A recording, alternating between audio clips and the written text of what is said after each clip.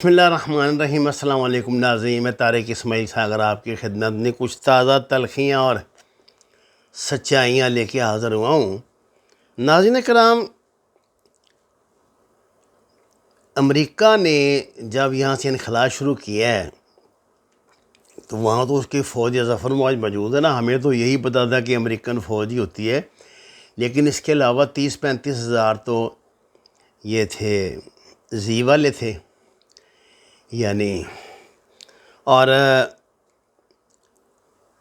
اس کے بعد جناب جو ان کے اپنے جو ملازمین تھے، جو ان کے اپنے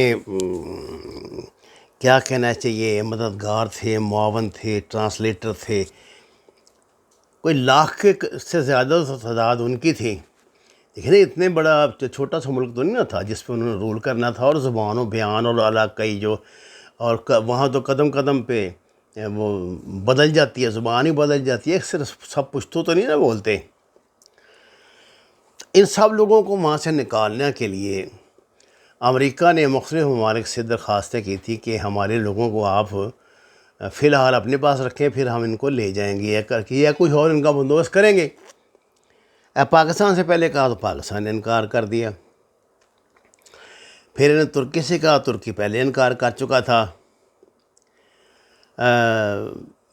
اس کے علاوہ بڑا ملک تو کوئی نہیں، چھوٹے چھوٹے جو ان کے اپنے مفتوحہ ممالک ہیں، یہ قطر ہے یا دبئی، یو اے ای وغیرہ ہے، ان غریبوں کا جو ان کا حساب کتاب تھا وہاں پہ سیٹ کر لیا۔ یو اے ای میں تو آپ کو پتہ ہے اشرف غنی بھی جا کے بیٹھ گیا ہے، پتہ نہیں کتنے ملین ڈالر ساتھ لے گیا ہے۔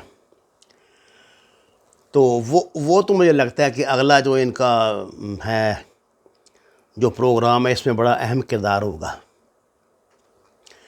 حیرت انگیز طور پہ پاکستان نے اچانک افغانستان سے 5000 غیر ملکیوں کو پاکستان لانے کا فیصلہ کیا، اور کس فورم پر ہوا ہے، کس نے فیصلہ کیا، یہ نہیں ہمیں بتایا گیا۔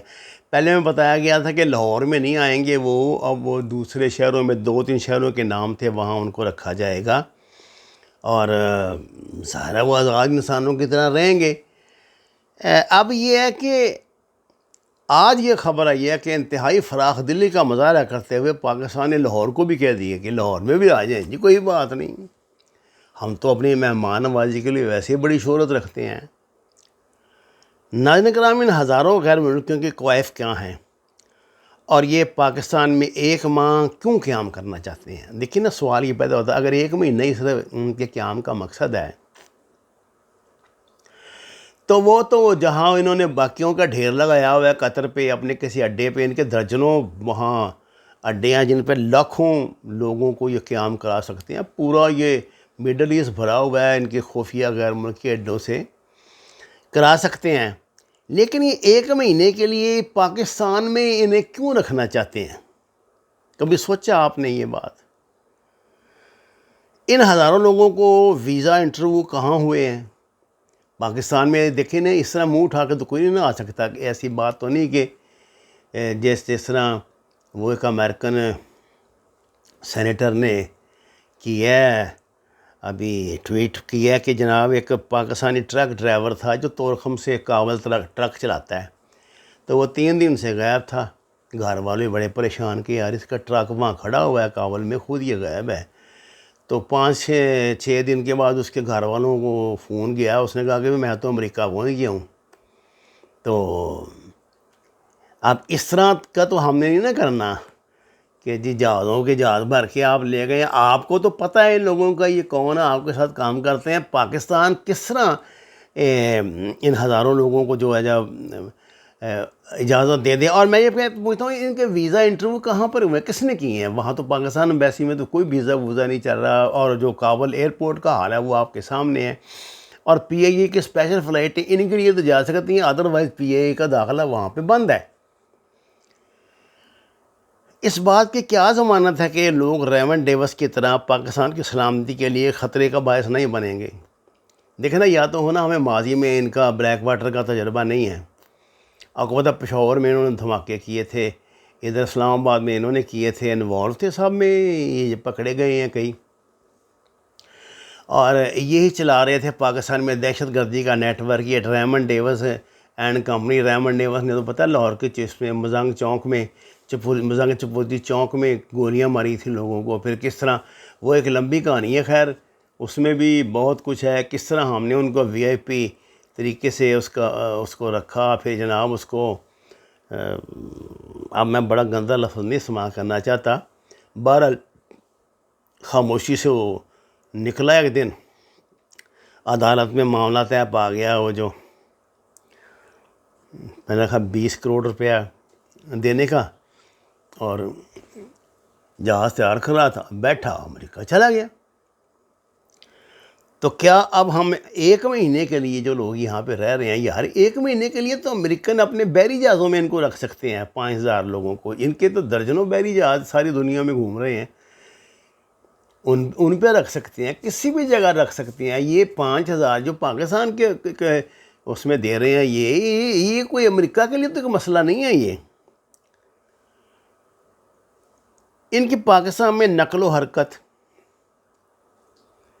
ان کے روابط اور ملاقاتوں کی کیا حدود و قیود ہیں؟ کیا یہ باتیں طے پا چکی ہیں کہ جہاں یہ رہیں گے یہ مطلب نظر بندوں کی حیثیت سے رہیں گے، ایک مخصوص ایریا میں ان کو رکھا جائے گا، یہ آوارہ یہ گھومیں گے ہماری اطلاع کے مطابق؟ انہیں آزادی کے ساتھ بالکل جیسے پاکستانی رہتے ہیں، پاکستان میں ایک ویزا لیا ہوا بندہ رہتا ہے، اس طرح رہنے کی اجازت ہوگی.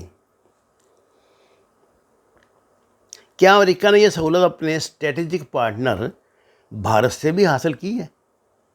دیکھیے نا، جتنی یہ 20 سال جنگ رہی ہے وہاں پہ، اس میں پاکستان کا تو جو رول تھا سو تھا، ساری دنیا نے تسلیم کیا، امریکہ نے بھی کیا ہے. لیکن پاکستان تو زبانی کلام میں اسٹریٹجک پارٹنر تھا نا، ان کا پارٹنر تو ان کا تھا انڈیا. تو انڈیا تو بہت بڑا ملک ہے. کیا امریکہ نے انڈیا سے ریکویسٹ نہیں کی کہ وہ ان 5000 لوگوں کو 1 مہینے کے لیے اپنے پاس رکھ لیں؟ میرے خیال سے یہ ان کی منصوبہ بندی میں شامل ہی نہیں ہے بات. اور پس پردہ جو گیم ہے وہ آپ بھی جانتے ہیں، میں بھی جانتا ہوں. کیا ایسی مجبوری پاکستان کو اچانک آ پڑی جو ہم نے اتنی گر کے، یا تو ہم ایبسولوٹلی نوٹ کا شور دنیا میں مچا رہے ہیں، اور دوسری طرف یہ انڈر دی ہینڈ ہم نے یہ سودے بازی کر لی ہے. تو سیدھی امریکی فوج کو پاکستان میں بلانے والی بات ہے نا بھائی. یہ جتنے لوگ یہاں پر آئیں گے 5000، ان میں سے کم 4000 وہ لوگ ہوں گے جو ٹرینڈ کمانڈوز ہیں، مرینز ہیں اور بلیک واٹر کے ہیں. یہ بہت پروفیشنل لوگ ہوتے ہیں. مجھے نہیں پتا اب یہ اس میں ان کے ہتھیار تو شاید پاکستان نہیں ان کو لانے دے گا، لیکن یہ بھی کیا پتہ ہے کہ اس کی بھی اجازت ہوگی، بندے ہتھیار بھی رکھ لیں گے ساتھ. بھائی ریمنڈ نیوس کے پاس بھی تو پستول تھا نا، اس نے اسی سے گولیاں مار کے مارا تھا لوگوں کو چپردی چوک میں. اور جب یہ لوڈ ہوں گے وہاں سے کابل سے، تو کیا پاکستان کی کسی سطح پہ ان کی تلاشی لے سکتا ہے؟ کیا پاکستان کسی بھی سطح پہ کسی بندے کو مشکوک جان کے نکال سکتا ہے؟ کیا پاکستان اگر وہ یہاں پہ کوئی جرم کرتے ہیں تو ان کو گرفتار کر سکتا ہے؟ یہ بہت سے ایسے سوالات ہیں جن کے جوابات قوم کو چاہیے. دیکھیے ہم نے بہت قربانیاں دے کے نا یہ مار کا سر کیا ہے. اب ان قربانیوں کو اس طرح ضائع نہ جانے دیں خدا کے لیے کہ تھوڑی مطلب پریشر جو ہے ان کو نہ قبول کریں. انڈیا نے کیوں نہیں لیا؟ انڈیا نے تو یہ جو ان کی پارلیمنٹرین آئی تھی وہ نگینہ ادھر آئی تھی بیچاری اس کی افغانستان کے پاس، اس کو دلی سے نکال دیا، ایئرپورٹ سے نکال دیا. اور جو وہاں پہ ٹریننگ کر رہے تھے یہ ان کے افسر، یہ جو اور ان کا فوجی، ان سب کو انہوں نے ڈیٹین کیا ہوا ہے وہاں پہ.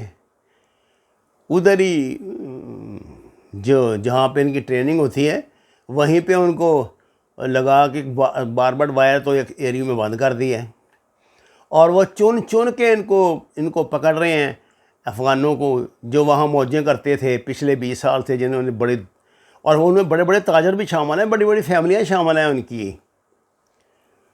آپ کو اس بات کا پتہ ہے کہ یہ جو تھا امر اللہ صالح، یہ اس نے ریکویسٹ کی تھی انڈیا سے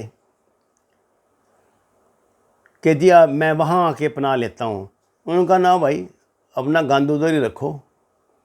ہاں پنجشیر میں اپنے بندے انہوں نے بھیجے ہوئے ہیں لڑنے کے لیے طالبان کے ساتھ. امراللہ صالح کو نہیں پناہ دی. مجھے تو سمجھ نہیں آتی یہ پاکستان کی کیسی پالیسی ہے, کیا ہے. اب ظاہر ہے کیا اس میں مصلحت ہوگی, وہ تو ہمارا مسئلہ نہیں ہے. وما علینا الا البلاغ المبین. ناظرین کرام درخواست ہے قرآن و نماز سے ہدایت حاصل کریں, ہمارے چینل کو سبسکرائب کریں, لائکس دیں. آپ کا بہت شکریہ.